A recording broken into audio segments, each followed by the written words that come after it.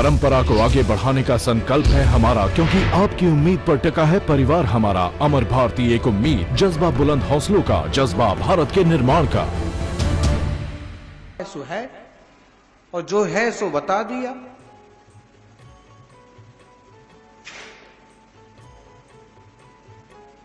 पिता ने बेटे को बिजनेस का रास्ता बताया।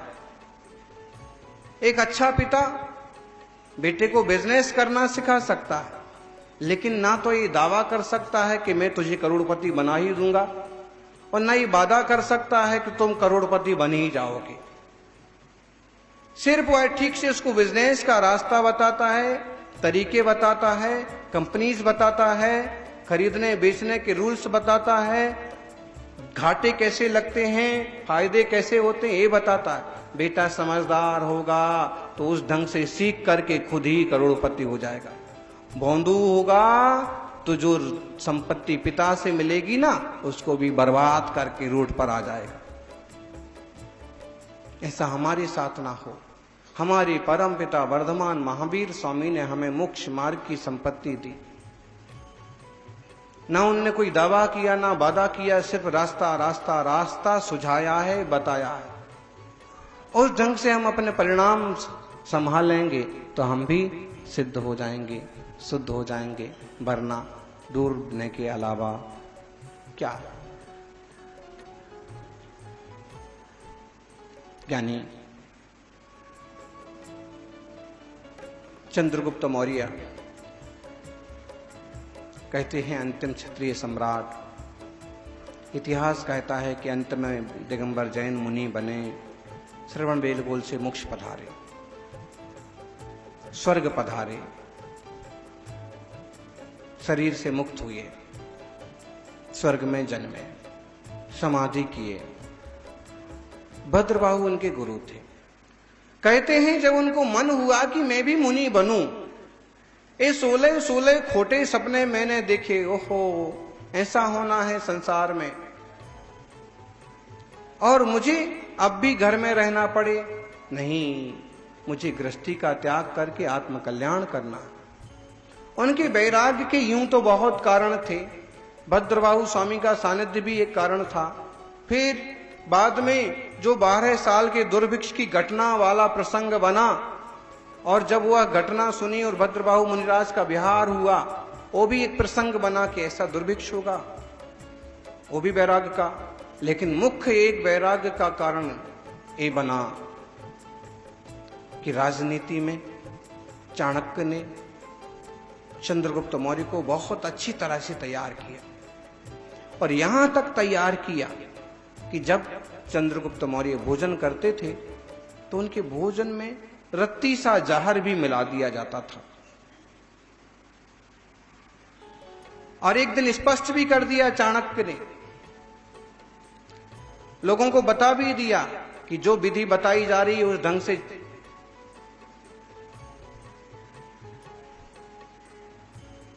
चला जाए। योग संयोग की बात एक दिन हठ किया रानी ने, जिसके गर्भ में बेटा है, उसने घोर आग्रह किया कि आज तो मैं आपकी थाली में ही खाना खाऊंगी, आपके साथ ही भोजन करूंगी। मेरा दोहला है, मेरा मन कहता है कि आज मुझे आपके ही साथ भोजन करना। चाणक्य ने जैसे कहा था, चंद्रगुप्त ने खूब टाला कि मेरे साथ भोजन कोई नहीं कर सकता, लेकिन अंततः रानी की बात मानना पड़ी। जो भोजन चंद्रगुप्त ने किया वही महारानी ने किया। चंद्रगुप्त को तो थोड़ा थोड़ा जहर का अभ्यास था, लेकिन रानी को नहीं था। जैसे ही उसके पेट में भोजन गया और वैसे ही गर्भावस्था और भोजन गया, पॉइजन फैल गया। चाणक्य को मालूम पड़ा, राज्य वैद्य को बुलाया, सारी चीजें की, लेकिन रानी को बचाना मुश्किल हो गया। अंततः चाणक्य ने कहा चंद्रगुप्त को, चंद्रगुप्त ने कहा ऐसे कैसे हुआ, ये क्या हुआ? तब सारा भेद चाणक्य ने खोला। आप सम्राट हैं, और कभी आपके साथ कोई गद्दारी हो सकती है, कोई विष कन्या आपको जहरीला बना के मार सकती है, कोई भोजन में आपको जहर खिला सकता है। इसलिए मैंने आपको थोड़ा थोड़ा जहर खिला करके इस लायक बनाया कि कभी कोई जहर भी खिला दे तो तुम्हारा मरण ना हो। लेकिन ये तो अनर्थ हो गया, आपके साथ महारानी ने भी भोजन कर लिया और अब महारानी को बचाया नहीं जा सकता। अगर शल्य क्रिया की जाए, ऑपरेशन करके बेटे को बचाया जाए तो बस उतना हो सकता है, नहीं तो रानी को नहीं बचाया जा सकता। वैद्यों की परामर्श से अंततः यही हुआ कि जब रानी की आंखी सांसें गिरने लगी तो ऑपरेशन करके बच्चे को निकाल दिया गया, बचा लिया गया।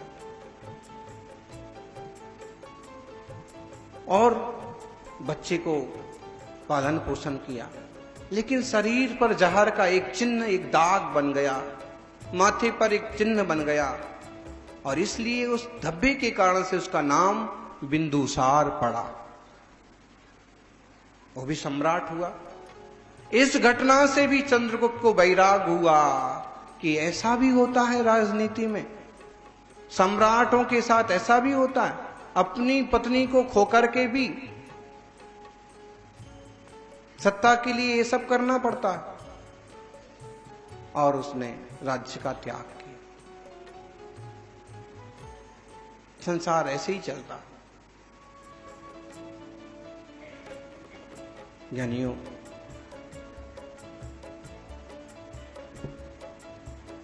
विचित्रता के माहौल में भी आप समझना, चंद्रगुप्त समझे, वैराग्य हो गया। चंद्रगुप्त ने दीक्षा ली भद्रबाहु मुनिराज से, वर्षों साधना की और श्रवण बेल बोल की चंद्रगिरी पहाड़ी से स्वर्ग सिधारे।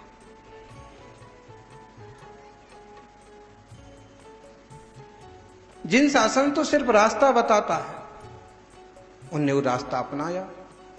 जब उन्होंने दीक्षा स्वीकार की, दीक्षा की भावना बनी, तो उनने एक काम किया, लोगों को दान करना चालू किया, मंदिरों के लिए जमीनें देना चालू किया, आश्रमों के लिए धन देना चालू किया। तब मंत्रियों ने कहा, बेटा छोटा है और आप ऐसे दान लुटा देंगे, ऐसे राज लुटा देंगे तो ये क्या राज करेगा।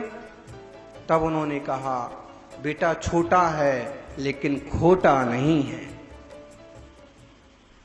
अगर बेटा मेरा बेटा है और सही है तो कुछ भी संपदा जो रहेगी उसके बल पर भी राज्य कर लेगा, और नहीं तो सारी संपदा दे दूंगा। और अगर बेटा खोटा निकल गया तो सब कुछ बर्बाद कर देगा। केवल बच्चों के लिए मत कमाइए, कुछ अपने आत्मा के लिए भी कमाइए, भगवान की भक्ति भी करिए, क्योंकि भगवान की भक्ति करेंगे तो कहीं ना कहीं, कभी ना कभी हमारे जीवन में भी भगवत्ता आएगी। यहां तो प्रभु से कहते हैं, मानतुंग मुनि कहते हैं, इसमें कोई आश्चर्य नहीं है, हे भूतनाथ, हे जीवों के स्वामी, हे इस लोक के आभूषण स्वरूप जिनेंद्र भगवान, इस बात में कोई आश्चर्य नहीं है कि आपके असली गुणों से आपकी जो लोग स्तुति करते हैं वे लोग भी आपके समान बन जाते हैं। प्रभु की भक्ति करते करते मुनि भी भगवान बन जाएंगे, और मुनि की भक्ति करते करते कोई श्रावक भी त्यागी बन जाते हैं, व्रती बन जाते हैं। वास्तव में उस धनी से क्या फायदा जो खुद तो धनवान है लेकिन किसी को अपने समान नहीं बनाता, किसी को धन नहीं बांटता, उससे कोई मतलब नहीं है। हमें तो आपसे मतलब है, आप खुद भी महान हैं और दूसरे जीवों को भी अपने समान महान बनाते। बस आपके असली